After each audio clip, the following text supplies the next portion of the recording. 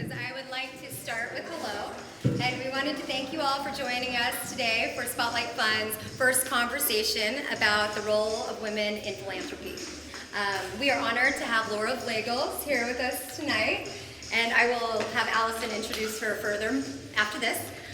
Also, I want to introduce to you Allison Wachtel, who is on our foundation board, and also Courtney Stone, who is my partner in both the foundation and the Spotlight Foundation and the Spotlight Fund. And I have brain note cards. We want to thank you all for coming tonight, and we hope to see you at future events where we discuss not just our role, but our obligations for future generations. We will send you all a follow-up email for future events that we hope you can join us, and feel free to opt out at any point if you don't want to receive those emails. There won't be 5 events in 5 days, I promise. This is just to celebrate Start with Hello Week. Now I'm going to hand it off to Allison, and she is an advocate and a brilliant champion of Sandy Hook Promise. Here she is. Hi everyone, thank you so much for coming tonight. This is such a special moment and celebration. I hope that you guys all feel the love in the room, from the friendship rocks to the friendship braids and meeting each other and having connections and starting with hello, because that's what it's all about. It starts with connections like this where we get to come together, we get to meet each other, and we get to learn about this really cool program and bring it back to our schools and bring it back to our communities. And it's also about modeling for our children and our neighbors' children and our communities and our neighborhoods about how to be kind, how to be a good friend, how to connect to people who are maybe not feeling like they belong, maybe feeling like they feel a little bit isolated. So the way that I got started with Sandy Hook Promise was right after Newtown. We lived very close to there and had friends that were impacted. One of my dear best friends, her name's Beth Ann Silvestri, and Beth Ann and I were on the phone that day, and she told me that was where her friend worked. Her friend was Mary Sherlock. Mary Sherlock was the counselor at Sandy Hook Elementary, and she was one of the first people that tried to stop the shooter from entering the building. She was still trying to protect her children. Mary was a woman who taught these messages in Start with Hello. She taught reaching out to the child that's sitting by themselves at their lunch table, helping children talk to each other so that they can communicate better and form friendships. So this program really is in Mary's heart and is honoring Mary in many, many ways. The other person I want to share with you tonight is Nicole Hockley, who has become my hero. And she is a woman that is just really leading the charge right now as far as it goes for this topic in our country.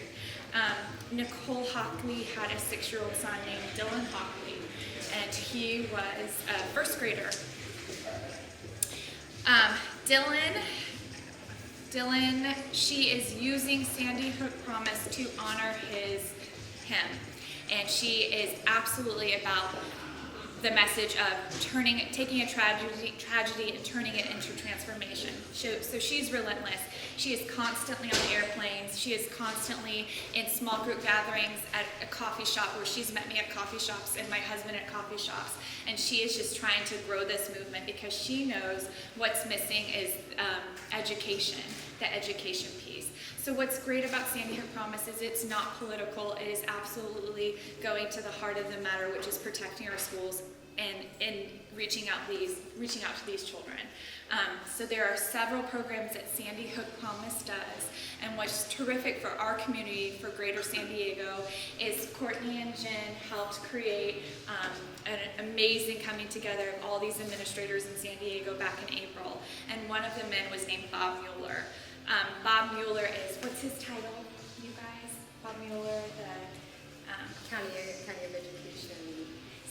of Education, San Diego. So basically what happened was he gave the green light.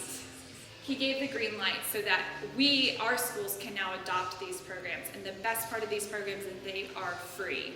They're absolutely free. So once Sandy Hook Promise comes in onto a campus, they will provide all the materials that the teachers need. They will provide the education. So we start with hello. They go in and they teach these kids. It's 3 steps. It's 1, identifying a child that's isolated, whether they're sitting by themselves at a lunch table, whether they're sitting by themselves out on a playground.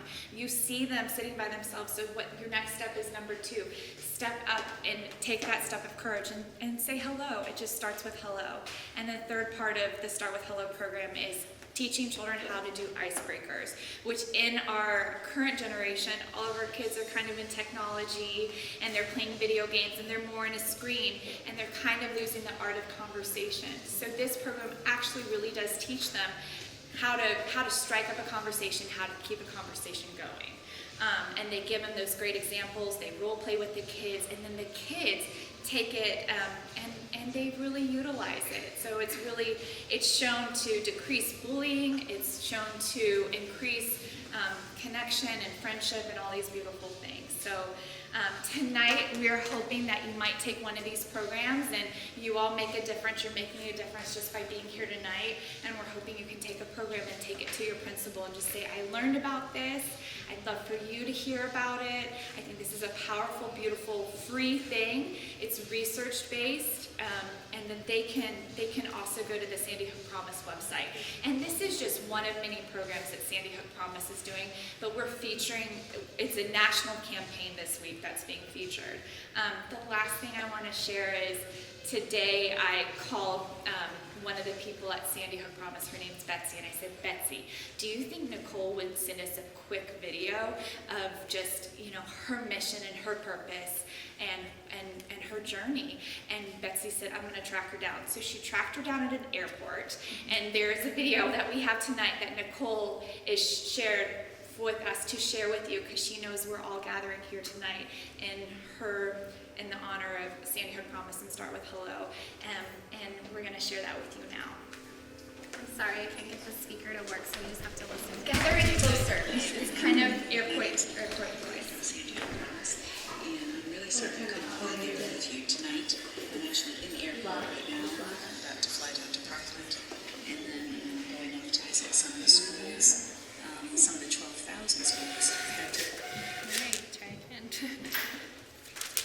And we'll also send this to you in an email so that you can I just want to say a special thank you to Courtney, Jen, and Allison for arranging tonight's event, and for everything that you're doing for Start With Hello in San Diego.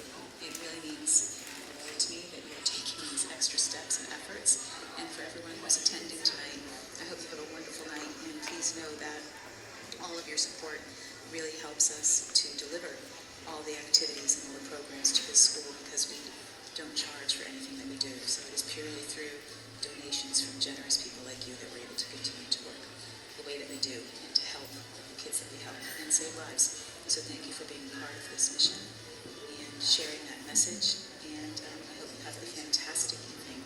Thank you so much. Bye.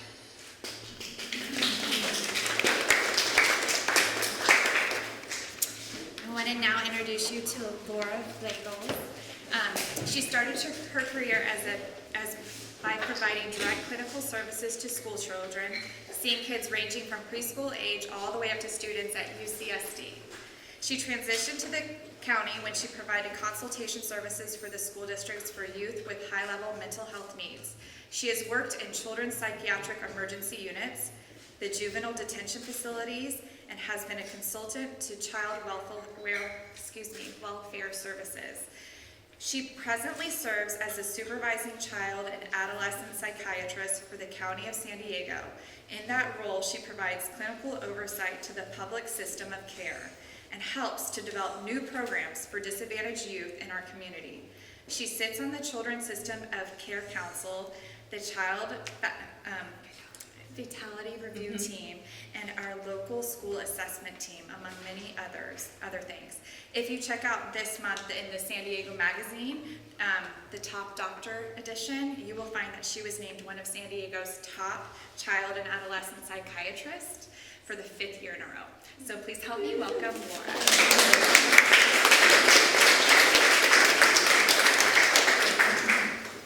So again, my name is Laura Vleugels, and I presently serve as the supervising child and adolescent psychiatrist for the County of San Diego. I'm so grateful to be here tonight with Jen, Courtney, and Allison as they start to spread the Start with Hello message. Sandy Hook Promise, Start with Hello, is all about creating a culture of inclusion in our schools and in our communities.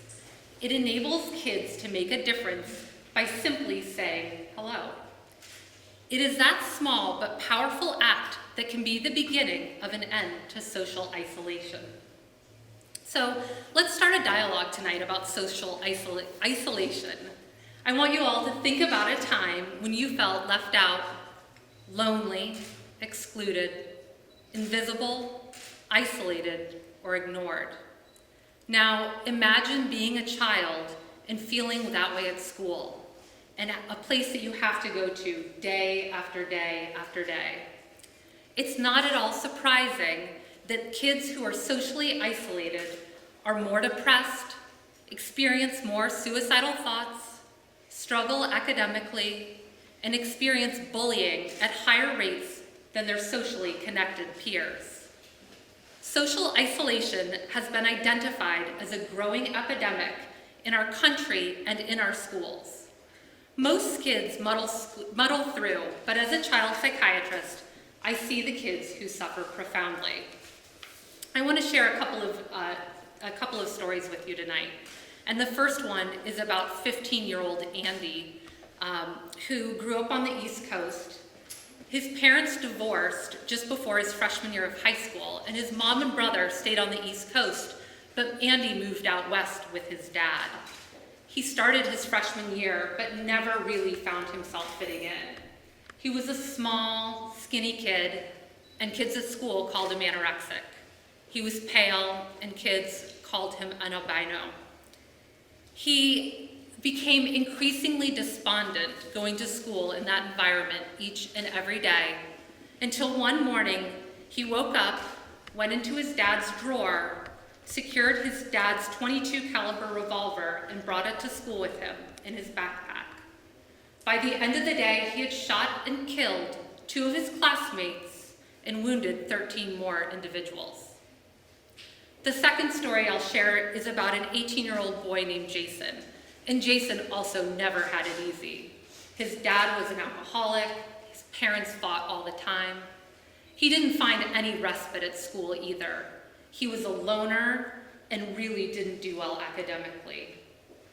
He had a goal to join the military after high school graduation, but shortly after getting his rejection from the Navy, he drove to school with a 12-gauge shotgun during 5th period, knelt down in front of the school attendance administration building, and started shooting. That day, 5 people were injured by bullets or by shrapnel, but thankfully, nobody died that day. I share these stories as examples about how social isolation can have a role in kids taking actions with disastrous consequences. Can anybody guess why I selected those 2 stories about school shootings? So those are the 2 student school shootings that happened here in our community. The first story was a story about Andy Williams, who at 15 became the Santana high school shooter. And the second story was a story about Jason Hoffman, the boy who went to Granite Hills one day and started shooting. School shootings, the enormity of the losses and the fear of recurrence have led to many people working to study school violence, an attempt to better understand the precursors to school shootings. The U.S. Secret Service has partnered with the Department of Education Studies to develop the Safe Schools Initiative. This study identified a number of key findings about those who attack schools, and we learned that those who commit acts of targeted school violence have a number of common characteristics. They tend to be boys who experience depression, rage, and anger towards others.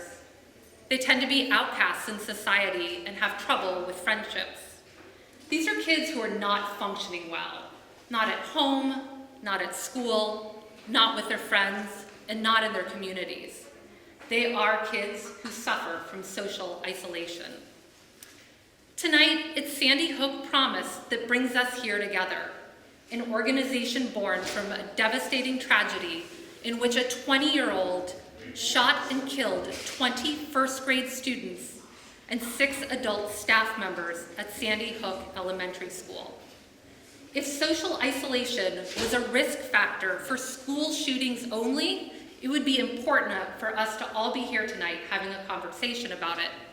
But as a child psychiatrist, I would be remiss if I also didn't take this opportunity to talk about social isolation as a risk factor for youth suicide. Suicide is the second leading cause of death for kids between the ages of 10 and 24. And tragically, data from the CDC suggests that suicide rates for youth have been rising over the past decade. A recent survey of 9th to 12th grade students revealed that almost 9% reported that in the 12 months leading up to the survey, they had actually tried an action to take their life. So this is 9%, not just thinking about suicide, but who told the assessor that they had actually tried to take their lives. Locally, we have hundreds of kids who are hospitalized each year in one of our communities, over 60 inpatient psychiatric hospital beds, a level of care reserved for the most distressed kids, those kids who seriously consider suicide or who try to take their own lives. So this is a lot of bad news. There are a lot of youth who pose a potential risk for suicide or violence on school campuses. And I think we can all think about kids who fit this profile. Kids who are depressed, angry, and isolated. Kids who are struggling, and kids who are suffering. But there is good news. There are many opportunities to intervene. In recent years, local schools, universities, and law enforcement have utilized the research-based information to develop threat assessment teams. Here in San Diego, local representatives from the District Attorney's Office, the San Diego County Office of Education, local law enforcement, and other partners come together regularly. We've developed a protocol for alerting one another to individuals who may present a risk, so that that information can be coordinated and the team can work together with experts to help assess the seriousness of the threat. The County of San Diego Behavioral Health Services is one of the largest networks locally that provides mental health treatment to kids in our community. Each year, we serve over 17,000 kids in San Diego, from programs ranging from prevention and early intervention to outpatient services to crisis services and inpatient psychiatry hospital services. We provide services in 400 local schools, and we partner closely with the schools, the teachers, and families to start conversations about depression, anxiety, bullying, and drug and alcohol use. By physically being on campuses of so many schools, our therapists are a well-recognized resource who can help connect kids on campus who are suffering to much-needed treatment resources. And we've increased our emergency and crisis services. Our emergency screening unit, a 24/7 facility for kids in crisis to go for assessment and urgent treatment, was recently expanded from 4 beds to 12 beds. And we continue to partner with Rady to provide inpatient hospital psychiatry beds for kids in crisis. Social isolation is everywhere. It's not an urban problem, nor is it a suburban problem. It's not a problem of the rich or of the poor. It's in all of our neighborhoods, communities, colleges, and schools. While professionals can work to help identify and treat at-risk kids, it will require a social movement to end isolation. A social movement to transform our schools and communities so that there is a culture of inclusion and connectedness.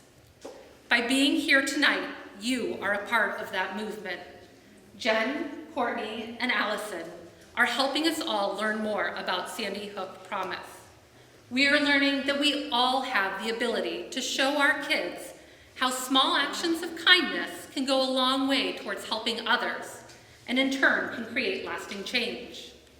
We can teach our children to identify classmates who are struggling and start the process of reaching out to them and getting them help. It can be as simple as starting with hello. Thank you.